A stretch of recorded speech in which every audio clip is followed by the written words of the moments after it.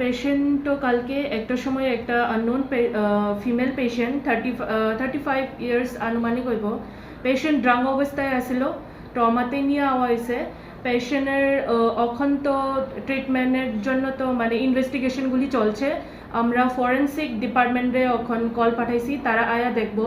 পেশেন্টের মতে তো পেশেন্টের সঙ্গে গ্যাংরেপ হয়েছিল, পেশেন্ট স্টেট করছে এটা, কিন্তু এখন তো ফরেন্সিক মেডিসিন আয়া এটা তদন্ত করবো আর কি। প্রাথমিক তদন্তে কি এরকম কিছু পাইছেন আপনারা এখন? পেশেন্ট তো এমনি প্রেগনেন্ট আছে, আমরা ইউরিন প্রেগনেন্সি টেস্ট করাইছিলাম, এটা পেশেন্ট প্রেগনেন্ট মানে আছে। এখন আমরা টোনোগ্রাফি করামু, এরপরে দিয়া এটা সোনোগ্রাফির মধ্যে তো এমনি 2 মাসের মধ্যে 2 মাস প্রেগনেন্সি আছে আর কি পেশেন্টের। এখন অবস্থা কিরকম মহিলার?